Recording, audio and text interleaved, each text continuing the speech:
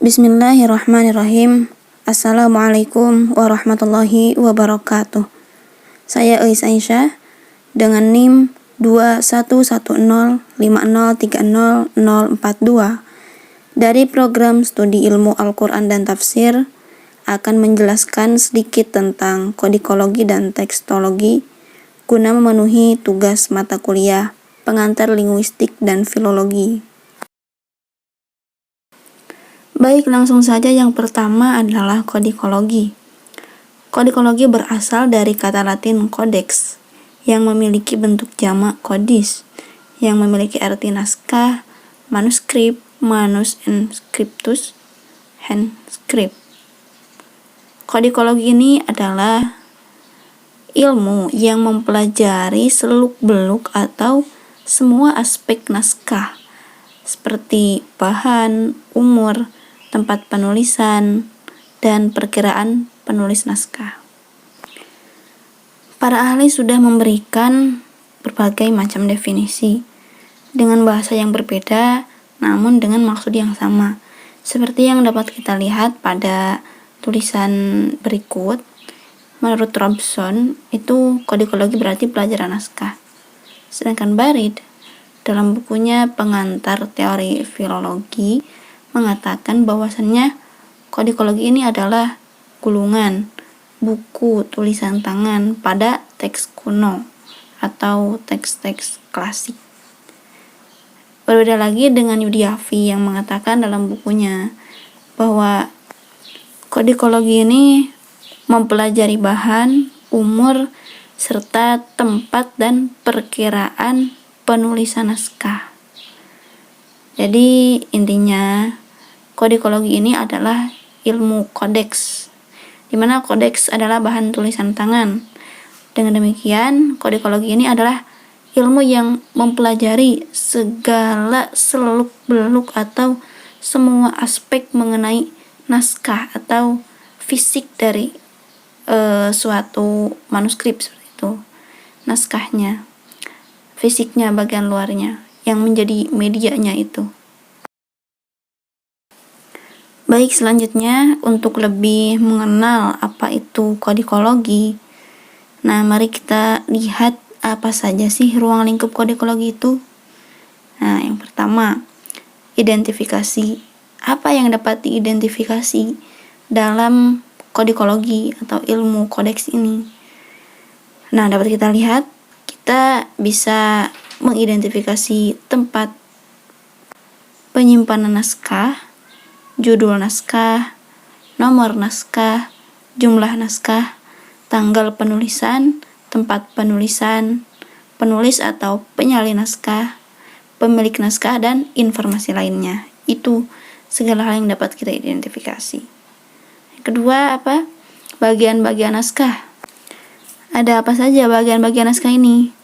Nah, dalam suatu naskah itu ada bahan atau alas, ada cap, kertas, warna tinta, kondisi naskah, jumlah halaman, jumlah baris per halaman, page layout, dan lain-lain.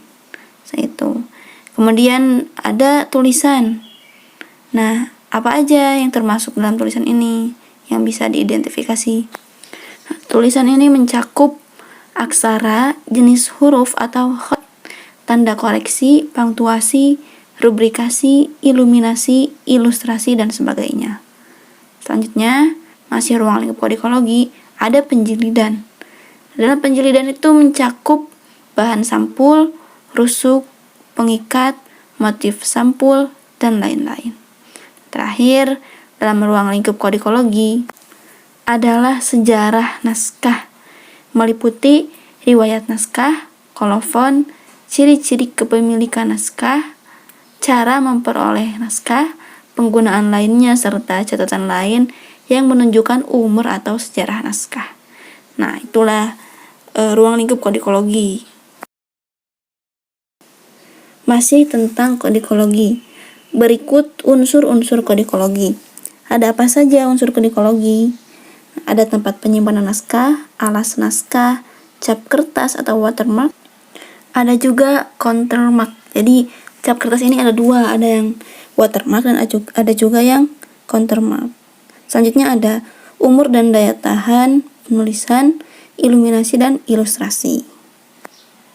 Itulah tadi unsur-unsur kodikologi. Baik, selanjutnya kita beralih ke tekstologi. Nah, tekstologi adalah ilmu yang mempelajari seluk-beluk teks. Jadi, jika tadi kodikologi mempelajari naskahnya, fisiknya, nah sekarang tekstologi ini mempelajari teksnya atau isinya, pelajari kandungan naskah yang bersifat abstrak dan hanya dapat dibayangkan. Teksnya ini bisa berupa lisan, tulisan, ataupun cetakan, dan teksnya itu berisi ide atau amanat pengarang kepada pembaca.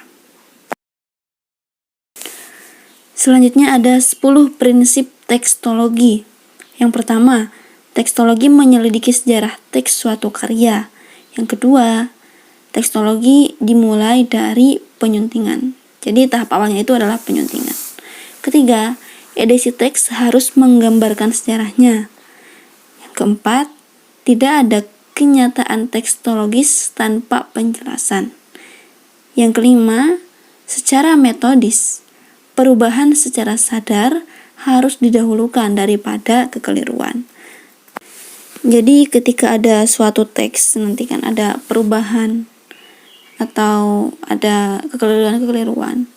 Nah, dalam metodenya itu ketika ada perubahan yang secara sadar itu harus didahulukan untuk dibahas atau dipelajari daripada teks yang mengalami kekeliruan seperti itu.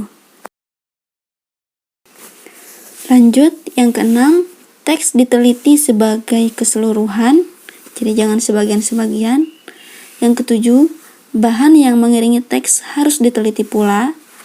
Yang kedelapan, perlu diteliti pula sejarah teks dari karya lain sebagai pembanding nantinya.